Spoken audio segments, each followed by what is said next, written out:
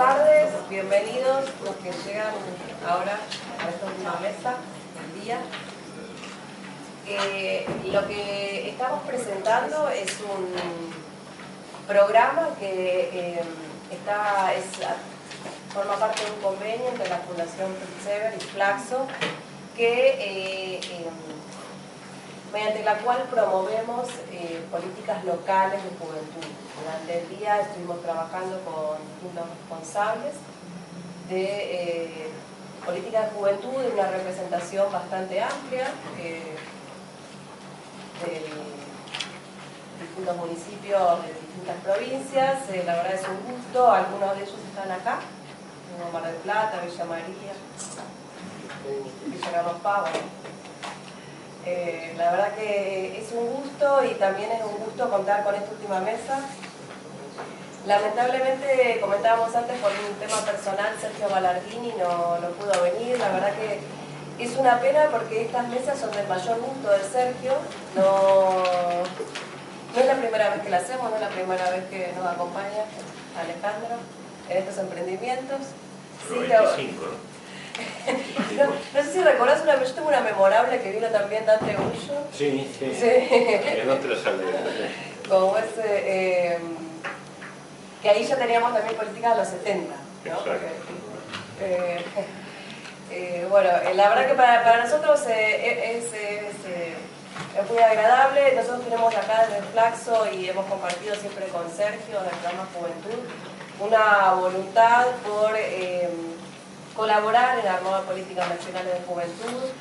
La verdad que somos optimistas en el desarrollo de esto. Sabemos que hemos tenido distintos momentos, distintas etapas, y creo que por lo menos están representadas algunas tendencias generales de las épocas de estos últimos 30 años. Bueno, así que no voy a decir más que esto. Si empezamos a hablar de esta forma, 80, 90, 2000, y empezamos. Muchas gracias. Bueno, gracias a Flaxo y a la Fundación, gracias a los compañeros que comparten el panel. Hablar de políticas de juventud requiere una contextualización que no vamos a hacer en esta mesa porque estuvieron todo el día, pero que seguramente ha cambiado a lo largo de estos 30 años. Hablar de política de juventud era en los orígenes, y cuando nos planteamos, y ahora voy a contar un poco de los orígenes, crear áreas desde el gobierno, desde el Estado, para atender los casos juveniles, no tanto una cuestión basada en la noción de políticas públicas, sino en reivindicación. Vivíamos en un momento donde la sociedad, como conjunto, buscaba apropiarse de los espacios públicos, buscaba referenciarse en diferentes efectores estatales para tener y para reconocer a un Estado que cambiaba de estar al servicio de las minorías y para reprimir a las mayorías, a un Estado que tenía que tender incipientemente, por supuesto, a ser más inclusivo, a contemplar las necesidades del mundo.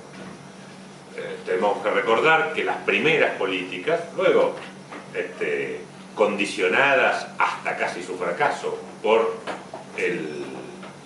la frustración del programa económico y de los problemas económicos que condicionaron fuertemente al Estado y al gobierno, diferenciando. Por un lado, hacía imposible que el Estado atendiera las demandas crecientes de una sociedad. Por otro lado, el gobierno no pudo o se sintió condicionado no pudo, no supo o no quiso, como decíamos en esa época, o poco después,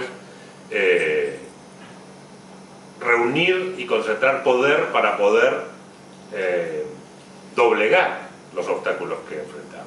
Pero eso fue una de las limitaciones de una democracia que pensaba que por el solo hecho de declamarse a sí misma resolvía problemas, por solo hecho de nombrarse. Lo mismo nos ocurrió en parte con las políticas de juventud.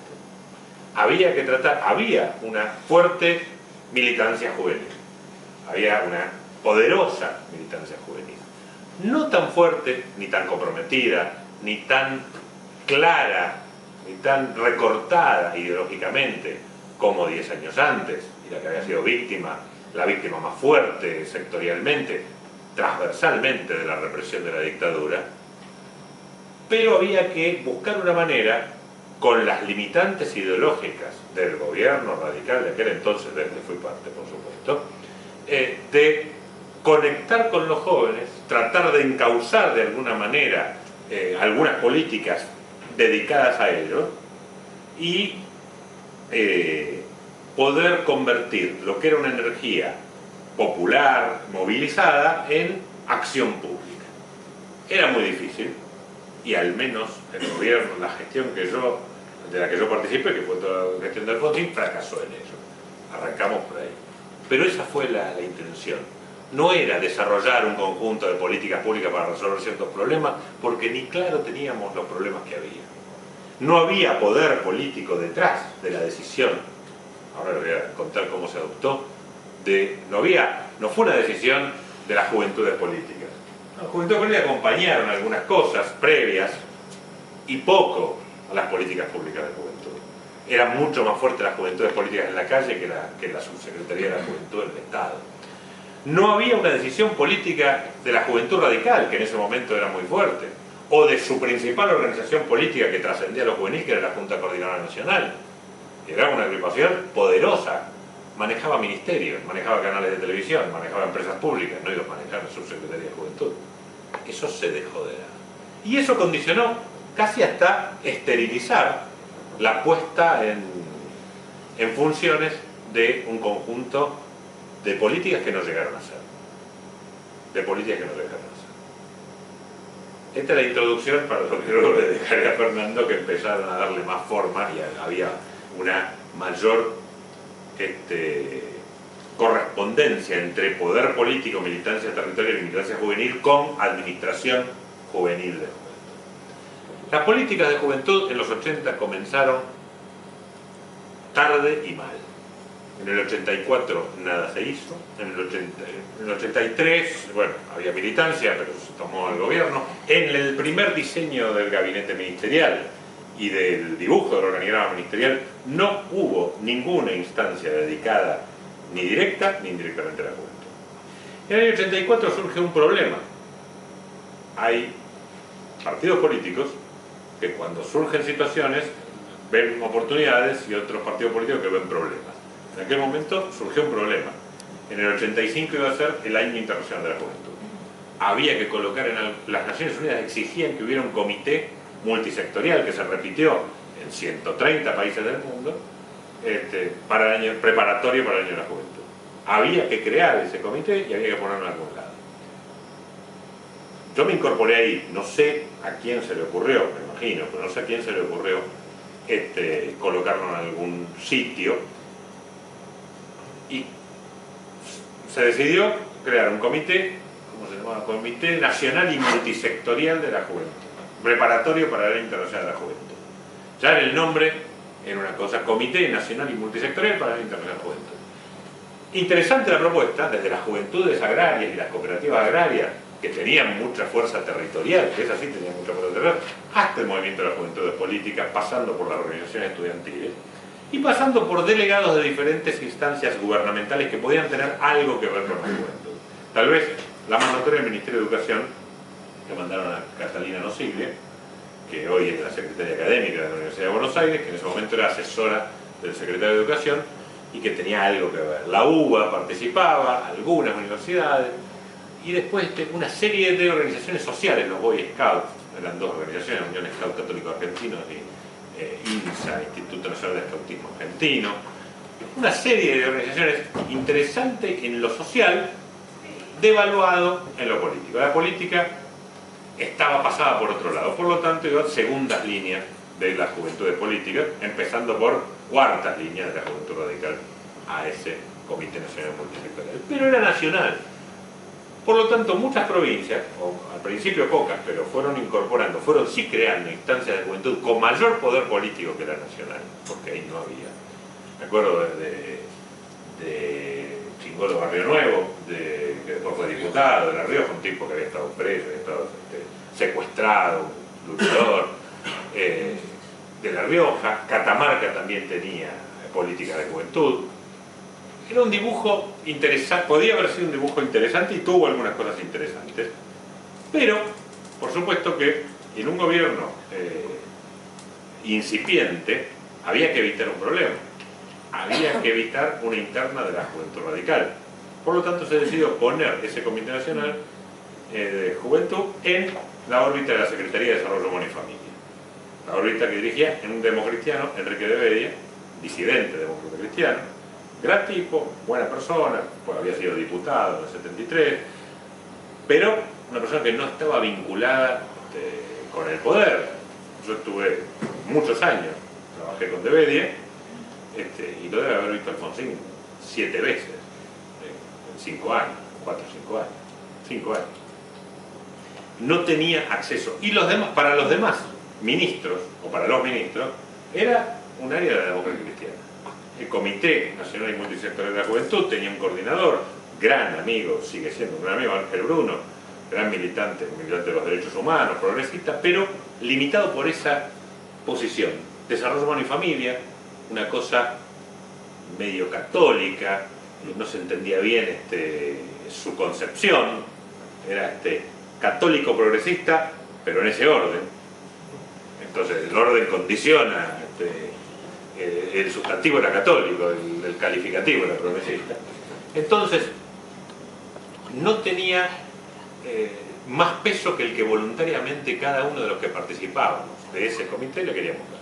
Yo entré ahí, entré peor todavía, porque entré por Aldoneri, yo sí entré de la Juventud Radical, pero era la Juventud Radical de la provincia de Buenos Aires, que en el reparto ministerial no le había tocado el Ministerio de Salud y Acción Social, eso le había tocado a la Juventud al radicalismo de la capital federal.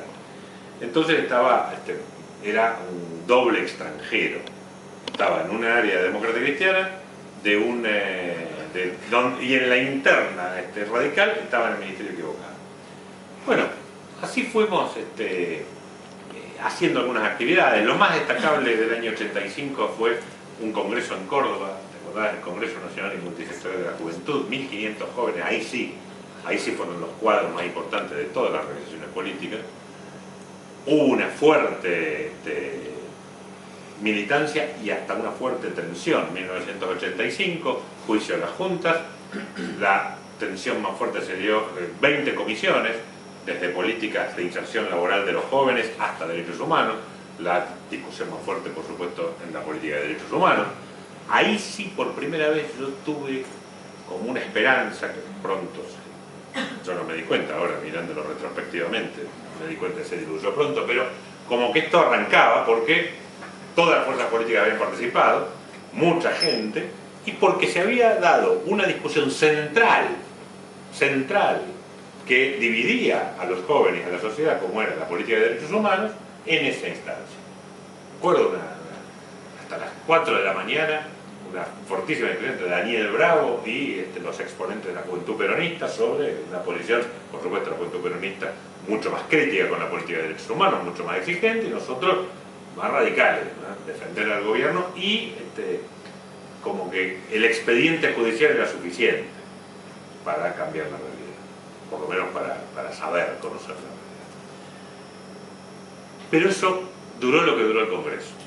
Eso terminó en agosto, creo que sí, fue fines de julio, agosto del 85, y luego se fue diluyendo, las agrupaciones políticas le volvieron a sacar el apoyo, y terminó el año de la juventud, casi les diría, sin pena ni gloria. Con algún éxito internacional, ahí empecé a recorrer el mundo, cosa que no dejé de hacer después de 30 años, pero porque por una cuestión absolutamente aleatoria, se enfermó de Bedia, se enojó Ángel Bruno con no sé qué, me tocó a mí salir a recorrer y a ir a las reuniones de Naciones Unidas, y ahí empecé yo a decir, bueno, esto podría ser algo más. Y me empecé a reunir con mis correligionarios y empecé a convencer a mis correligionarios de que tenía que haber un área más específica, más permanente, y tenía que haber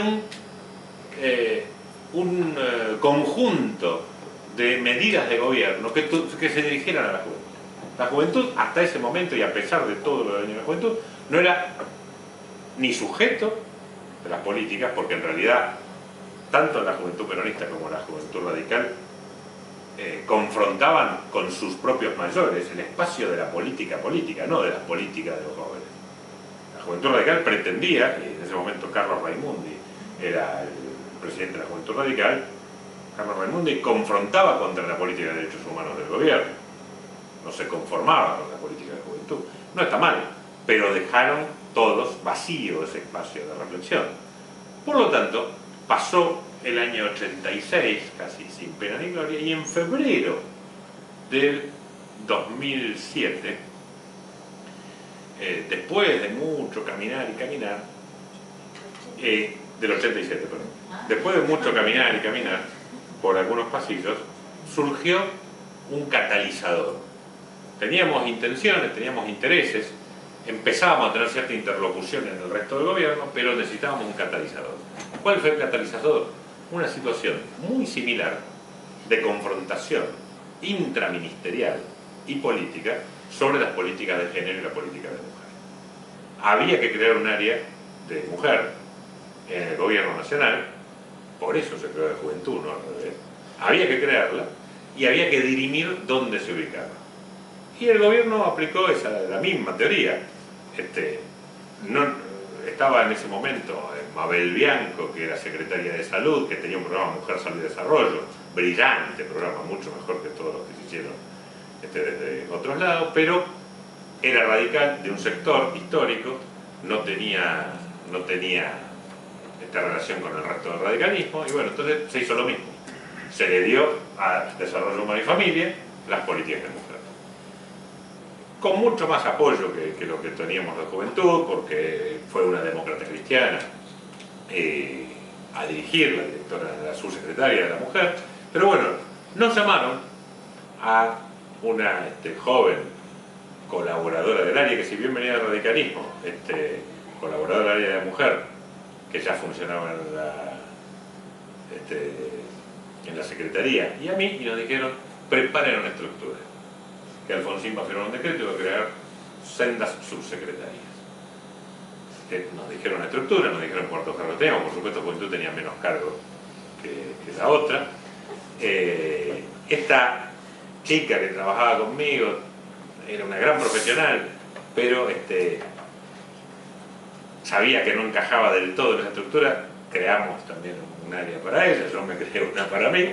Es ella que está ahí sentada, Amalia, y se crearon en un mismo decreto, o en dos decretos sucesivos, la subsecretaría, 280 creo que era el nuestro, la subsecretaría de la mujer y la subsecretaría de la mujer. Eso trajo otro problema en la órbita de la Secretaría. ¿A quién poner de subsecretaria de la juventud?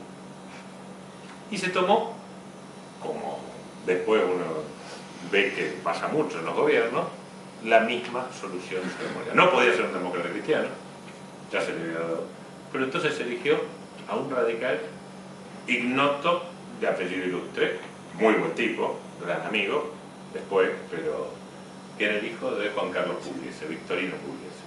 ¿Alguno conoce la carrera política de Victorino Pugliese? Bueno, por eso se lo eligieron. La Juventud Radical tenía cientos de miles de militantes. Y para secundarlo me eligieron a mí. Porque estaba ahí. Porque tenía la máquina de escribir. Si yo en vez de saber escribir a máquina hubiera sabido hacer otra cosa, hubiera sido otra cosa. Lo mismo pasó 20 años después con la dirección electoral, ¿no? Pero bueno,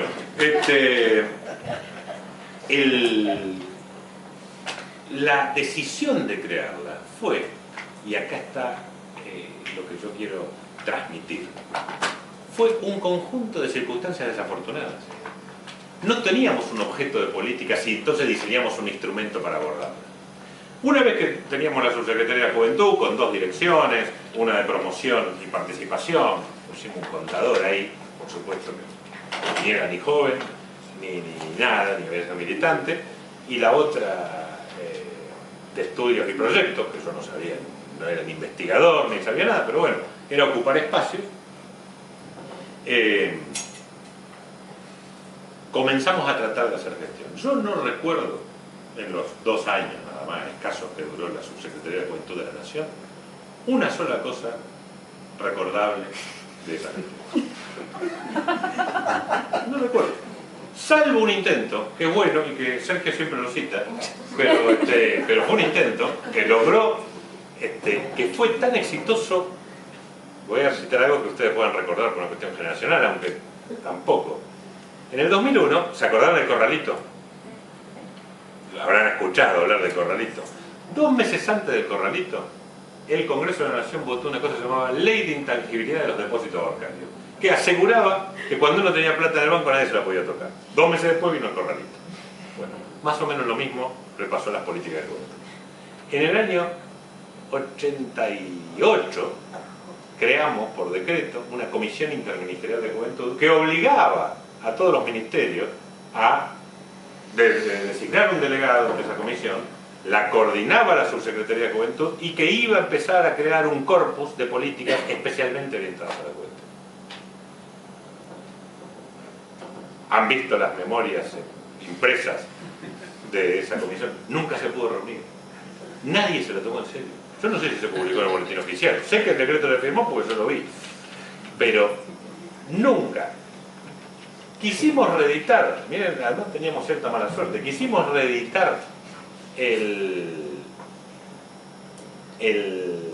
Congreso Nacional Multisectorial de la Juventud. Entonces pedimos, como estábamos en desarrollo de mi familia, pedimos un instituto de menores espectacular que había, que hay, debe estar todavía, por Chacarita, Garrigós, lo pedimos, lo tuvimos y pusimos pasajes colectivos, aviones de todo el país para traer jóvenes a ese congreso.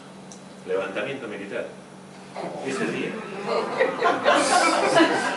Me acuerdo, fue la primera vez que le di una orden a un comodoro que desde el teléfono del presidente, si yo estaba desesperado, agarré, levanté el teléfono y dije, apretá el botón 6 que te da con la Fuerza Aérea, dije, aborten la misión, que vuelvan todos los aviones a la base.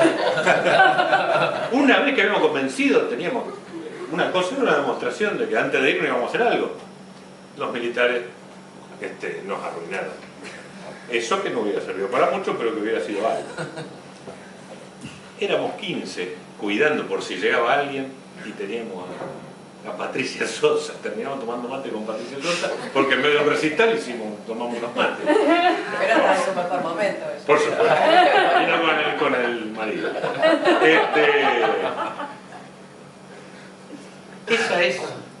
Eso es sin anestesia la política contra los 80. ¿Por qué? Porque no pudimos, yo les podría contar, les podría haber contado, pero les podría contar toda una historia de éxitos en serio, a nivel de la acción internacional, que era además lo que era mi competencia. Creamos un centro latinoamericano de juventud, apoyamos la Escuela para el Nuevo Chile, para que los exiliados chilenos pudieran acercarse a Mendoza y hacíamos reuniones en Mendoza con los jóvenes chilenos que se cruzaban.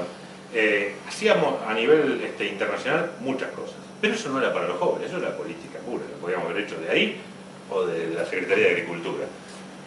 No se concibió un instrumento para desarrollar políticas públicas dirigidas a la juventud, en parte porque todavía el concepto de políticas públicas era incipiente, en parte porque se hizo no para dirimir una batalla interna, sino para evitar una batalla interna. Entonces la única manera de evitar una batalla interna en política es desarmar a los contendientes. Y si vos desarmás a los contendientes no le das poder. Entonces se creó una subsecretaría para que no tuviera poder.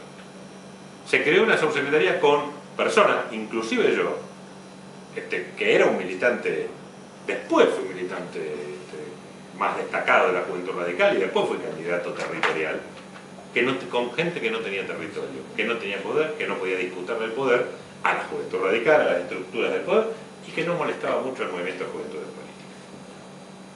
De hecho, a mí me dio más pelota Melillo cuando ya era subsecretario y yo era ex director que nadie cuando yo era director. Esto no lo digo por una cuestión genética de los radicales de regodearnos de nuestro fracaso, sino es para evitarlo en cualquier otro tipo de política. No se puede construir un instrumento para la acción pública, para las políticas públicas, si no se tiene claro cuáles son las políticas, cuáles son los sujetos. esa doble dimensión que tiene la juventud, que tenía y que tiene la juventud, de poder ser destinatario de las políticas, pero a su vez efector de las políticas. Podríamos haber utilizado potencias sociales para revertir procesos políticos de deterioro político. También es cierto que creamos la Subsecretaría de la Juventud en el 87. Meses después perdería las elecciones Alfonsín, Casella, y hubo una declinación abrupta de un gobierno que ya se estaba yendo. De todas maneras, ahora retrospectivamente, si la decisión se hubiera tomado de otra manera, la decisión inicial se hubiera tomado de otra manera, y si hubiera habido gente más inteligente en los lugares nuestros, que hubiera tenido una aproximación de políticas públicas más sistemática, si nos hubieran escuchado, o mejor que escuchado no, si nos hubieran llamado donde había gente inteligente en la Secretaría de Función Pública, estaba Rublet, estaban tipos realmente inteligentes, nos hubieran llamado y dicen, miren muchachos, ustedes esto no sirve para nada, hagámoslo así. Pero vivimos en absoluto aislamiento. ¿Por qué? Porque esa subsecretaría fue creada para estar aislada. Entonces fue coherente con su intención de creación, y eso es lo que marca el fracaso de las políticas de juventud como tales en los años 80, porque no eran ni políticas ni de juventud. Los jóvenes estaban ajenos a nuestra gestión, no eran parte.